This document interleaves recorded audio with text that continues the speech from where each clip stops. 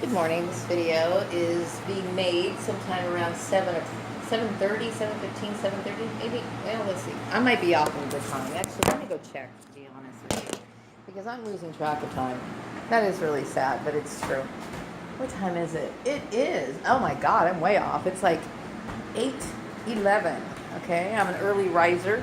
I've been up for a while, so I decided to make this video. This video is for targeted individuals as well as employers. And I wanted to make this video because I was thinking a lot about job interviews and how many of you target individuals are being called into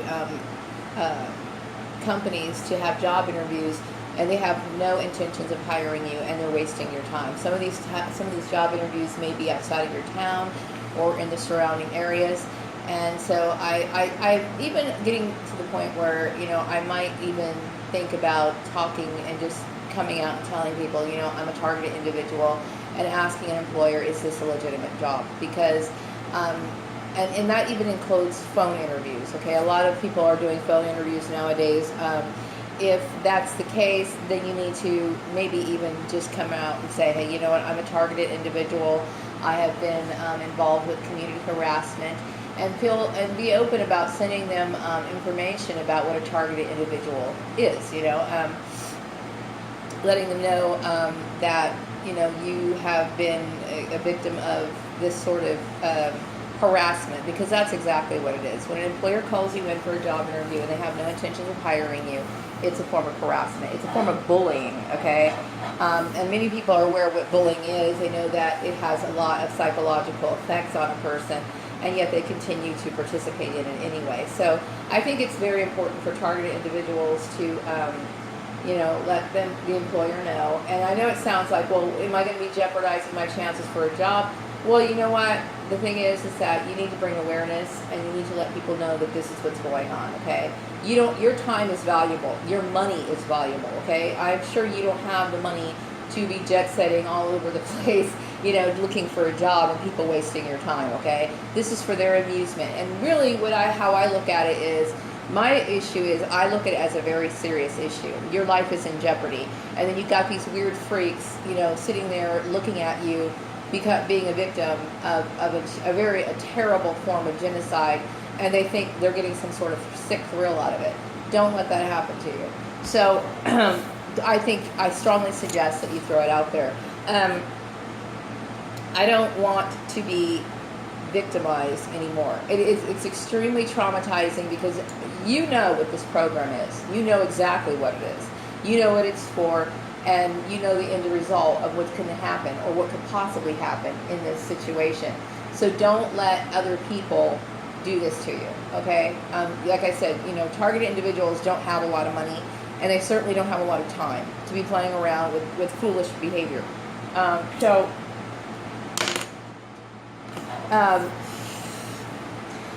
I don't think that it's an inappropriate thing to come out and identify yourself as a targeted individual in job interviews. I really don't think so, okay? Because if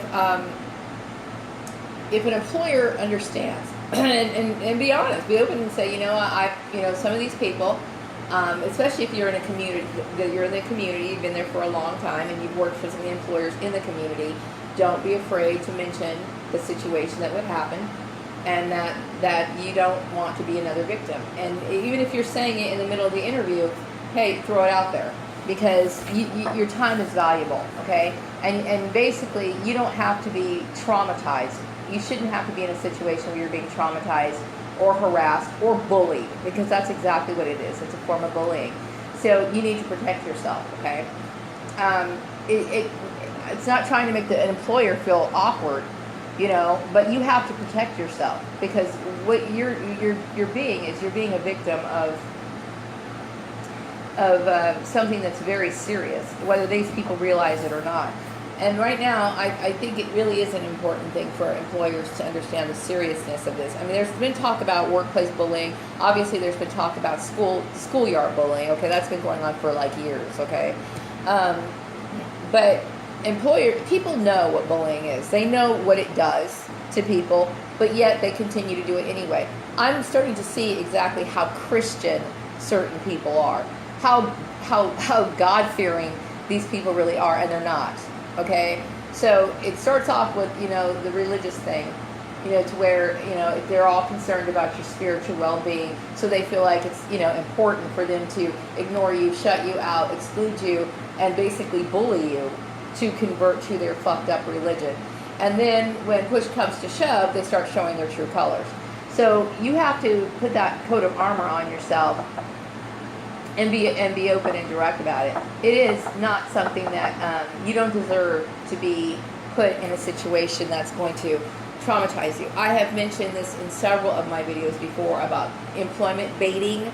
You know, people calling you in, wasting your time, basically to think of it as a person who's getting ready to be executed, and somebody is basically taunting that person. That's exactly what that is.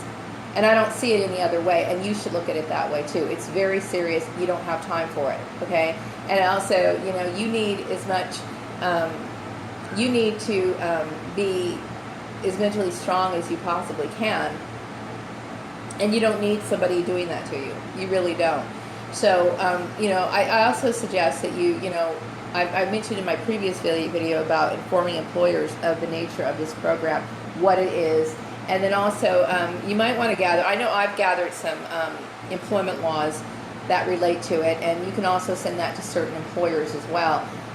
Many of it falls under those guidelines about, you know, harassment of various forms, especially women who are victims of sexual harassment, or in my case, victims of racial harassment / sexual harassment.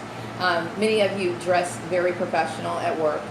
Meaning you wear your slacks, you wear your nice little shirts, you know, and your pumps or your heels, and you're looking professional. This is the model idea of what basically every magazine article, professional magazine article tells you how to look. Okay, and you know, some of these people, for whatever reason, are taunting you, making fun of your clothes because you might look professional. You're supposed to look professional, okay? But whatever the case is, if they're making comments about your appearance, it's a form of sexual harassment, okay? So that falls under those guidelines, and you need to be aware of that, okay? So if you're in the United States of America, there are federal laws that relate to employment discrimination. Gather those up. There are some that are specific to your state, okay? Gather those up as well. If I can find the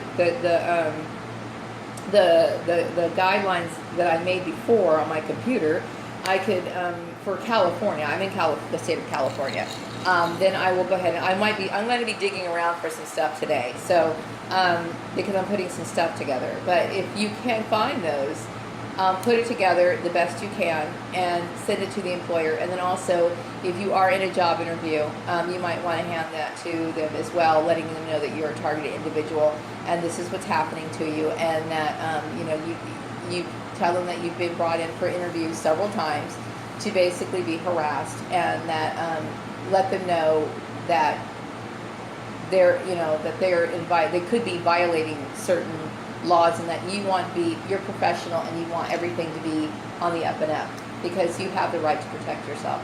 I'm going to wrap up this video. I'll be back with another one later.